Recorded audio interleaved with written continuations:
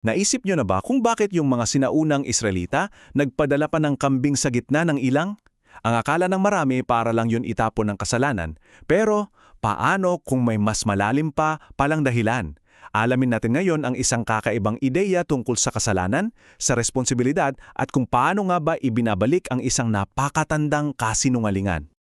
Yung ritual ng kambing para kay Azazel, isa yan sa mga pinakamisteryosong bahagi ng lumang tipan. Ang laging paliwanag para ilipat ang kasalanan. Pero heto ang isang pananaw na baka ngayon nyo lang maririnig. Ayon sa ating source material, hindi pala mismo ang kasalanan ang daladala ng kambing, kundi yung pinakaugat ng lahat ng kasalanan, yung orihinal na kasinungalingan na itinanim ni Satanas doon pa sa hardin ng Eden. Handa na ba kayo? Para tayong mga investigador na susuri sa isang cosmic crime scene, dadaanan natin ang 5 bahaging ito para mabuo natin ang buong kwento.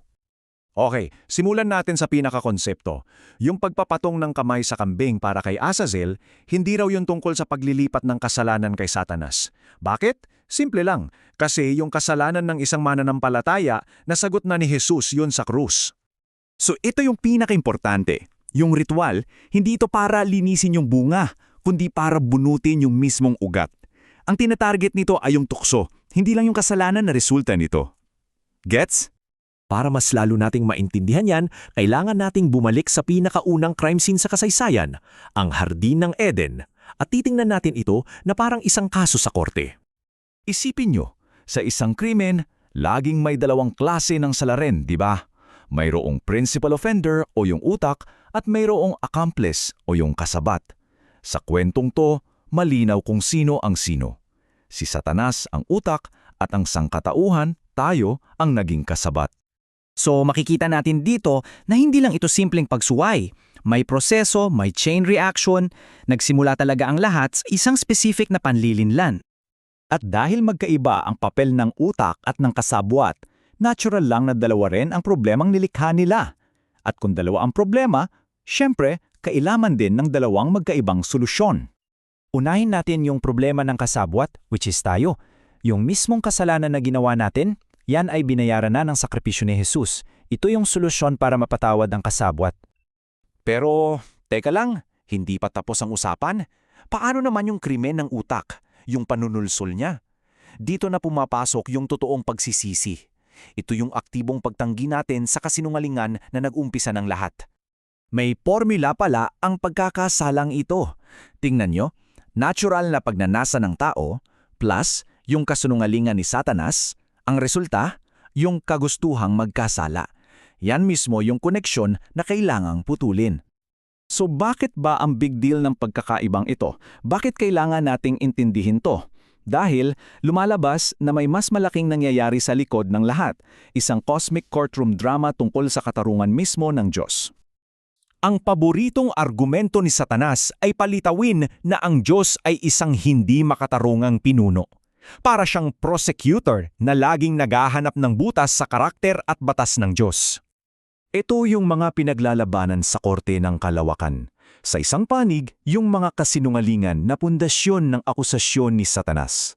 Sa kabila naman, yung katotohanan tungkol sa Diyos. Ang nakataya rito ay ang mismong karakter ng may likha.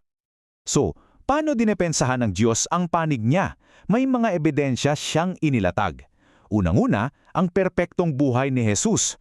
Pangalawa, yung buhay ng mga mananampalatayang aktibong lumalaban sa kasinungalingan. Sila ang nagpapatunay na matuwid ang Diyos. Okay, ang ganda ng teorya, di ba? Pero paano nga ba natin gagawin to sa totoong buhay? Sa huling bahagi natin, aalamin natin kung ano ang ating personal na papel sa cosmic na hatol na ito. Tandaan natin, hindi ito basta pagsasabi lang ng sorry. Ang pagbabalik ng kasinungalingan ay isang aktibong desisyon. May ginagawa ka. Kinikilala mo yung tukso, tinatanggihan mo, at sinasadyang ibalik sa pinanggalingan nito. Kaya kapag ibinabalik mo ang kasinungalingan, tara kang nagpapadala ng isang return to sender package kay Satanas. Ano ang laman? Yung kagustuhang magkasala, yung pagkamuhi mo sa kasalanan at yung matatag mong desisyon na hindi na ulitin pa. At dito lahat yan, bumabagsak. Ang pinakamalakas nating sandata laban sa panlinlinlang ay kaalaman. Kapag alam mo ang katotohanan tungkol sa Diyos at alam mo ang mga taktika ni Satanas, hindi ka na basta-basta maluloko. So para maging practical, ano ang ibig sabihin nito para sa atin? Simple lang. Yung mga nakaraang kasalanan natin, bayad na ni Jesus. Ang responsibilidad natin ngayon ay labanan yung kagustuhan o yung pagnanasang magkasala. Yon ang laban natin.